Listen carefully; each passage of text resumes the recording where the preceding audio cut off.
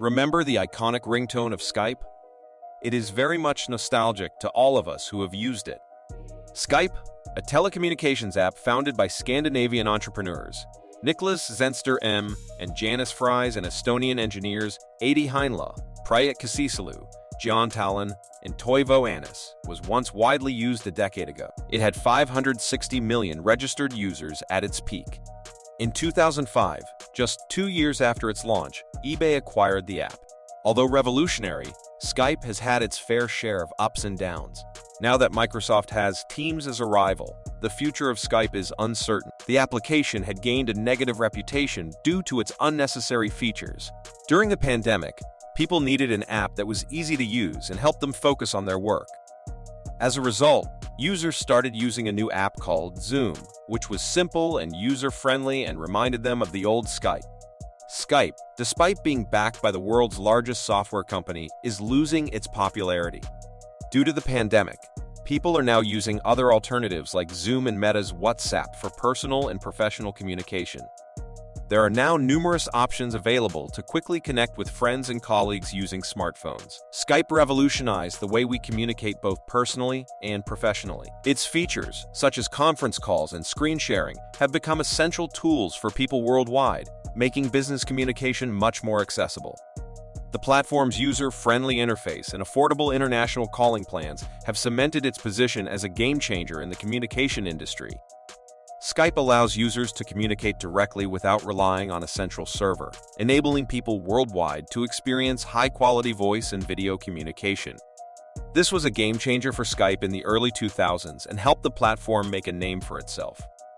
Unlike many competitors, Zenstrom and Fries took a minimalist approach with Skype. They focused on excelling in one area communication instead of bloating the platform with features. This resulted in a straightforward video conferencing platform that added to its charm. Skype was a game-changer in the world of communication and was widely embraced by people all over the globe. It provided an easy way for people to stay in touch with their friends and colleagues and a cost-effective solution for businesses to communicate with their employees and customers. In 2005, eBay purchased Skype for $2.6 billion, which was met with skepticism about its perceived value. The acquisition aimed to enhance communication between buyers and sellers in e-commerce. However, eBay faced disappointment as users needed to show more interest in using Skype for transactions. Despite Skype's impressive 50 million users and growing revenue at the time of acquisition, eBay struggled to integrate it into their e-commerce structure. In 2008, eBay appointed CEO Josh Silverman, who shifted the focus to video calls, revamped subscriptions, and introduced premium accounts. The launch of an iOS app proved pivotal, amassing 1 million downloads in just 2 days.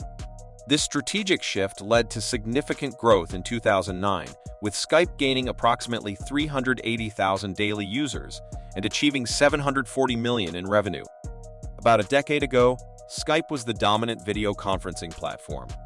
However, in recent years, it has been overtaken by new players such as Zoom, Google Meet, and Microsoft Teams.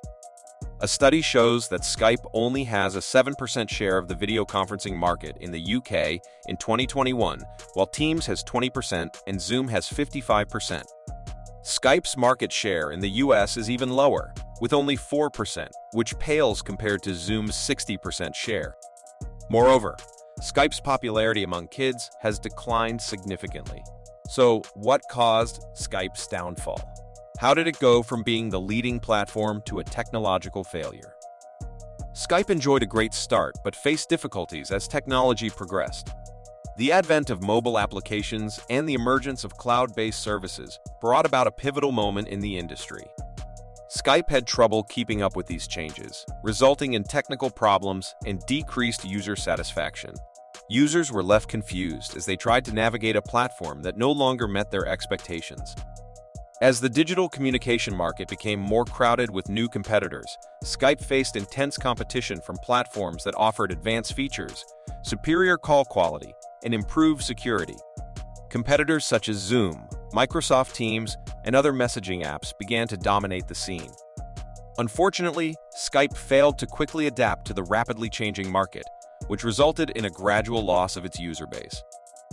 eBay did not prioritize the growth and expansion of Skype. Instead, the company was more focused on e-commerce and didn't allocate the necessary resources for Skype to continue to innovate and compete with other communication tools. As a result, Skype's ability to grow could have improved. In 2010, Microsoft acquired Skype for $8.5 billion. Following the acquisition, the new CEO of Skype announced his goal to reach 1 billion daily users, but unfortunately failed to achieve it. Microsoft failed to add new features or innovate new things for Skype.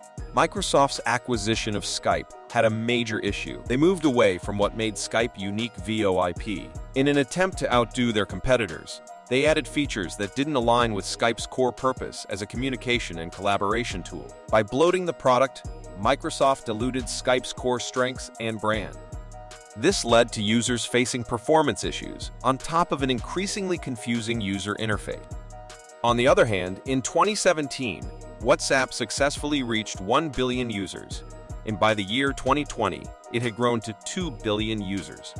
WhatsApp was highly focused on its users and constantly updated its app to make it user-friendly, easy to use, and fast. In contrast, Skype was slow and failed to update its features as per users' expectations. Compared to WhatsApp and other communication applications, Skype was too complicated and slow. All these mistakes of Skype contributed to the faster growth of WhatsApp.